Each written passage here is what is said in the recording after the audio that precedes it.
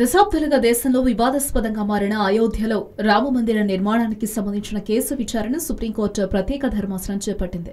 Chief justice Ranjan Gogoi సారథ్యంలో 5 సభ్యుల ధర్మాసనంలో జడ్జీలు బాబ్డే, చంద్రచూడ్, అశోక్ భూషణ్, అబ్దుల్ నజీర్ సభ్యులుగా ఉంటారు. గత నెల 29న అయోధ్య కేసు విచారణ ప్రారంభం కావాల్సి ఉండగా జస్టిస్ బాబ్డే సెలవుపై వెళ్లడంతో విచారణ వాయిదా పడింది.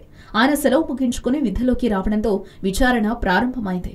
అయోధ్యపై దాఖలైన పిటిషన్పై విచారించడానికి సుప్రీంకోర్టు 5 జడ్జీలతో ధర్మాసనం ఏర్పాటు చేసింది. వివాదాస్పద రామజన్మ భూమిపై 2010 సెప్టెంబర్ 30న అలహాబాద్ హైకోర్టు ఇచ్చిన తీర్పును వ్యతిరేకిస్తూ దాఖలైన పిటిషన్లపై ధర్మాసనం విచారిస్తోంది.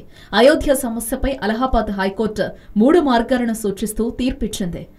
2.77 ఎకరాల రామ జన్మభూమి బాబ్రీ మసీదు స్థలాన్ని నిర్మోహి అఖారా సున్నీ సెంట్రల్ వక్ఫ్ బోర్డు రామ్లల్లాకు కేటాయించింది.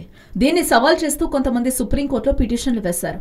అయోధ్యలో మొత్తం భూమి 67.703 ఎకరాలుగా ఉందని, దాని వాటాలు వేయాలని లక్నోకు చెందిన 7 సుప్రీంకోర్టులో పిటిషన్ వేశారు. రాష్ట్ర పరిధిలో ఉన్న భూమిని స్వాధీనం చేసుకునే అధికారం కేంద్రానికి లేదన్నది వారి వాదన. దీనిపై కేంద్ర ప్రభుత్వం సుప్రీంకోర్టులో జనవరి 29న కౌంటర్ పిటిషన్ వేసింది. అయోధ్యలో వివాదాస్పదమైన 67 ఎకరాల్ని స్వాధీనం చేసుకోవడానికి అనుమతి ఇవ్వాలని సుప్రీంకోర్టును కోరింది. ఇవాళ ప్రారంభమైన విచారణ కొన్ని రోజుల పాటు కొనసాగే అవకాశాలున్నాయి. ప్రధానంగా 67.703 ఎకరాల స్థలాన్ని ఎలా కేటాయించారనే దానిపై 5 సభ్యుల బెంచ్ విచారించబోతోంది.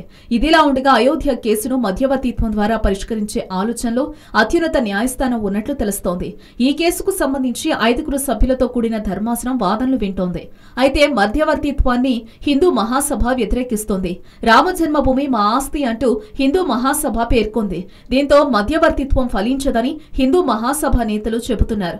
మరోవైపు కేసును విచారిస్తున్న సుప్రీంకోర్టు జస్టిస్ బాబ్డే రామజన్మభూమి ప్రాపర్టీ కాదని పేర్కొన్నారు. రామజన్మభూమి విశ్వాసం, సెంటిమెంట్ కు సంబంధించిన అంశమని ఆయన కీలక వ్యాఖ్యలు చేశారు. ఈ నేపథ్యంలో సుప్రీంలో ఈ కేసు ఎన్ని రోజులు కొనసాగుతుంది, కోర్టు ఎలాంటి తీర్పు ఇస్తుంది అనేది ఆసక్తికరంగా మారింది. హలో, మిమ్మల్నే యోయో టీవీ యాప్ డౌన్లోడ్ చేసుకున్నారా? ఇంకా లేదా?